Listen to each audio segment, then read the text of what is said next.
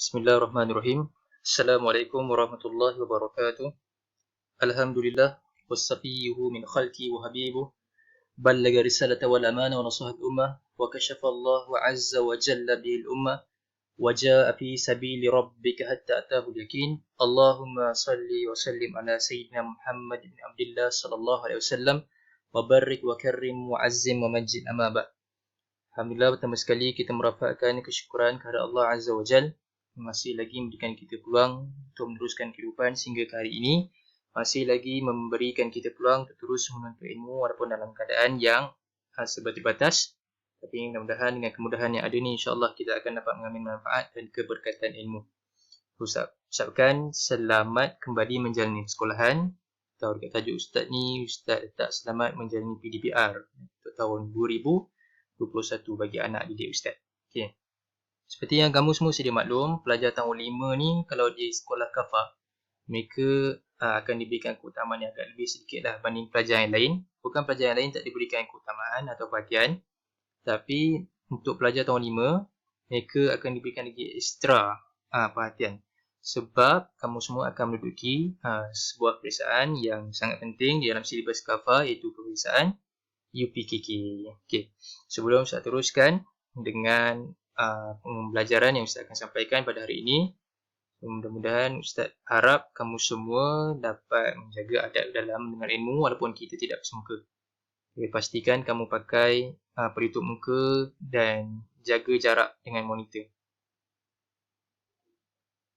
Okay, tak. Ustaz main je tadi. Tak payah pakai mask. Okay, sebab kat rumah je kan. So, sebelum kita mula, marilah kita membaca bacaan ayat suci suratul Fatihah, supaya mudah-mudahan dengan bacaan surah Fatihah ini hati kita akan lebih tenang dan lebih terbuka untuk menerima ilmu. A'udzubillahi minasyaitonirrajim. Bismillahirrahmanirrahim. Alhamdulillahi rabbil alamin. Ar-Rahmanirrahim. Maliki yaumiddin. إياك نعبد وإياك نستعين اهدنا الصراط المستقيم صراط الذين أنعمت عليهم غير المغضوب عليهم ولا الضالين. Amin ya rabbal alamin. Okay, baik pelajar-pelajar tahun 5. Untuk subjek ulum syariah, macam kelas-kelas yang lain juga, Ustaz akan bagi pendedahan awal terlebih dahulu.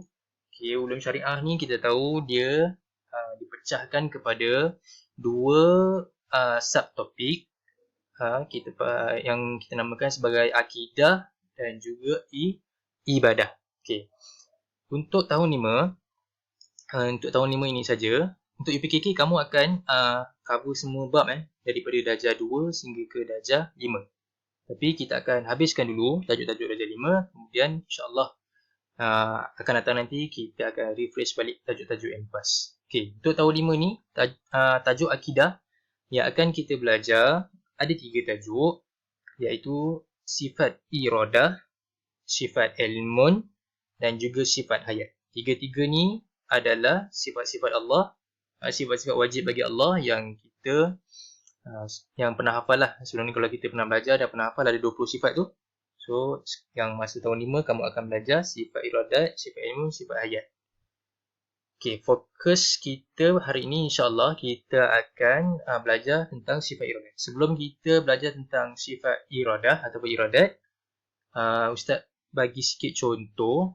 Ni contoh format UPKK bagi kertas ulum syariah.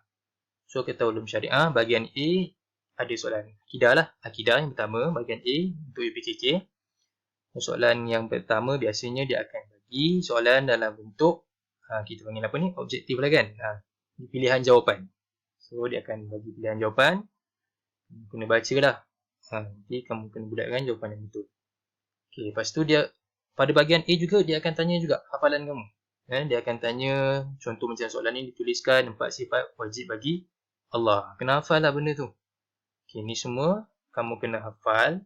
Dia bermain dengan fakta juga. Okay. Kemudian bahagian B adalah bahagian ibadah. Tadi kita dah selesai bagi akidah ni ibadah. Bagi ibadah pun sama, dimulakan dengan soalan-soalan yang bentuk macam ni, pilihan jawapan. Ada soalan, ada pilihan jawapan. Kamu kena bulatkan jawapan yang betul. Kemudian dia juga ada tanya soalan-soalan yang berbentuk subjektif macam ni. Yang ni format lama. Kalau format yang baru, dia akan tanya soalan contoh, dia akan bagi contoh kan. Apakah hukum ahli berpuasa dalam keadaan dia tidak mandi hadas? Contohlah. Kemudian nanti dia akan bagi dekat sini nombor 1 ni, dia letak hukum. Kita kena bagi hukum dulu. Ni kita kena bagi hukum. Apa hukum puasa dia? Haram ke, makruh ke, sunat ke, dia tak sempat mandi wajib, kemudian diteruskan puasa. Apa hukum puasa? Kemudian dekat bawah ni biasanya dia akan minta alasan pula. Lepas kita bagi hukum, contoh kita kata hukum dia haram. Okay. Kemudian alasan dia apa? Kita kena bagi tahulah apa alasan dia, apa yang menyebabkan kita katakan dia haram. Okay. Itu format yang barulah. Yang ni format yang lama. Ustaz sekadar nak tunjuk contoh dulu supaya kamu dapat sedikit pendedahan lah macam mana bentuk soalan UPKK bagi kertas ulum syariah. Okay. Kita pergi pada tajuk kita, tajuk akidah kita pada hari ini insyaAllah, iaitu sifat iradah. Bismillahirrahmanirrahim.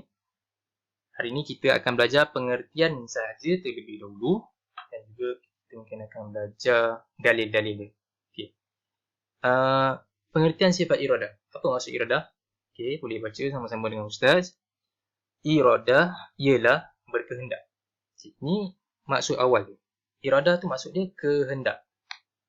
Dan apakah pula maksud kehendak bagi Allah? Iaitu Allah ni dia berkehendak melakukan semua perkara tanpa bergantung dengan sesuatu. Okey. Maksud asal kehendak tu semua ada. Maksudnya makhluk pun ada kehendak dan Allah pun ada kehendak. Cuma bezanya kehendak Allah ni dia tak perlu bergantung dengan sesuatu. Dan Allah tak terikat dengan sesiapa. Dan kehendak Allah tidak boleh dihalang oleh sesiapa. Beza dengan kita, kehendak kita agak terbatas. Manusia ni kehendak dia agak terbatas. Tak semua benda yang kita nak dalam dunia ni kita boleh dapat. Beza dengan Allah. Allah kalau dia nak, dia boleh dapatkan benda tu. Maksudnya dia boleh cipta benda tu dengan kekuasaan. Okay. Sekarang kita tengok dalil nakli. Kalau sebut pasal dalil, kamu mesti tahu dia ada dua. Satu dalil nakli dan satu kita panggil dalil akli. Kalau dalil nakli, dia melibatkan ayat Al-Quran ataupun hadis Rasulullah SAW. Kalau dalil akli, tidak melibatkan ayat, tetapi melibatkan kita menggunakan akal fikiran dan kita melihat alam ini. Okey. Dalil bagi sifat iradat, surah Yasin ayat yang ke-82, ayat yang sangat terkenal, kita semua tahu, a'udzubillahi minasyaitonirrajim, innama amruhu idza arada syai'an an yaqula lahu kun fayakun. Okey. Sesungguhnya Allah dalam kekuasaannya, jika dia berkehendak kepada sesuatu, hanyalah dia beriman, jadilah, maka jadilah ia. Okay. Perkataan arada ni, aradah ni lah yang ulama ambil, kemudian mereka hasilkan satu sifat yang dinamakan sebagai sifat iradah. Itu saja untuk akidah pada hari ini. Okay, faham kan? Saya senang je ni. Okay, kalau dah faham, Ustaz akan bergerak kepada tajuk ibadah pula untuk hari ini. Pelajaran ibadah bagi tahun 5 agak banyak sikit. Ada 5 tajuk yang akan kita pelajari. Yang pertama, kita akan pelajari tentang solat jamak dan qasar. Kedua, kita akan pelajari solat orang sakit dan dalam kenderaan. Ketiga, solat-solat sunat. 4, solat jenazah. Dan yang terakhir adalah puasa di dalam bulan Ramadan. Hari ini kita akan belajar tentang solat jamak dan qasar sahaja terlebih dahulu. Okey. Solat jamak dan solat qasar. Sebut betul-betul jamak ni. Jangan sebut salah Okay, lain maksud dia. Okey, pengertian solat jamak. Solat ni, jamak ni pun kita hari ni belajar maksud dia je dulu. Kita simple-simple je. Okey, solat jamak maksud dia apa? Maksud dia ialah menghimpunkan. Ni key point ataupun kita nak senang ingat lah. Jamak ni kalau kata jamak, dia ialah menghimpunkan, menggabungkan, menyatukan. Maksudnya dia digabung. 2 solat fardu dan dilakukan dalam satu waktu. 2 solat dibuat dalam satu waktu. Contohnya lah, kita Maaf, kita buat solat zuhur dan asar. Ada dua waktu solat tu kan, zuhur dan asar. Kita buat di dalam waktu zuhur. Maksudnya kita gabungkan dua solat tu dalam waktu zuhur. Itu maksudnya lah. Solat fardu yang digabungkan ataupun dihimpunkan dibuat dalam satu waktu. Okay. Solat kasar. Maksud kasar ialah memendekkan. Okay. Solat kasar ialah memendekkan. Kalau tadi jamak menghimpunkan, kasar ialah memendekkan. Memendekkan apa? Solat fardu yang 4 rakaat menjadi 2 rakaat saja. So, dia pendekkan, syarat dia mesti 4. Solat apa yang 4 rakaat?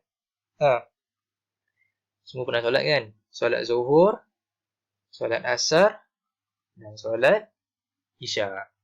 So, 3 solat tu kita boleh lakukan solat kasar ketika dalam keadaan musafir. 4 rakaat akan menjadi 2. So, solat yang tadi yang zuhur, asar, isya tu semua akan dipendekkan menjadi 2 rakaat. InsyaAllah akan datang nanti kita akan pelajari dengan lebih detail lagi macam mana cara memendekkan solat tersebut. Okey. Jamak tadi dipecah lagi kepada 2 yang diberi nama jamak takdim dan juga jamak takhir. Okey. Jamak takdim maksud dia mendahulukan. Contohnya, kita buat solat zuhur dan asar di dalam waktu zuhur. Dia mendahulukan. Zuhur dan asar waktu mana yang mula dulu? Mana yang start dulu? Lepas subuh, zuhur kan? Lepas tu baru asar. Maksudnya zuhur dululah. So, zuhur ni, kalau kita buat jamak takdim, asar ni kena bergabung dengan zuhur di dalam waktu zuhur. Faham Tak cuba sepelahan ni mungkin ni. Okey, jamak takdim. Tu tadi jamak takdim, dia mendahulukan. Okey, jamak takhir ialah mengakhirkan. Jamak takhir mengakhirkan. Contoh dia, kita buat solat zuhur dan asar di dalam waktu asar. Maksudnya, yang tadi ni, kita tengok siapa yang first dulu, zuhur. So, asar kena buat dalam zuhur. Kalau ikut jamak takdim. Kalau kita guna cara ataupun kaedah jamak takhir ketika musafir, solat zuhur ni dan solat asar, kita buat di dalam waktu asar. Kita buat waktu yang kedua, waktu yang last. Maksudnya zuhur dulu, asar nombor 2 kan? Maksudnya zuhur kena masuk dalam asar. Sebab dia yang akhir. Beza yang ni tadi, zuhur dan asar, buat dalam zuhur dulu. Sebab zuhur yang first. Ini asar yang akhir, so zuhur buat di dalam asar. Boleh faham tak ni? Ke pening Ustaz? Pusing-pusing. Okey. Itu saja daripada Ustaz. Untuk minggu ini, insyaAllah mudah-mudahan ada keberkatan. Dan kalau tak faham, bolehlah cuba perlahan-lahan tengok balik video ni. Cuba pause ke. Okay. Ataupun catat. Yang mana kamu rasa kamu perlu catat.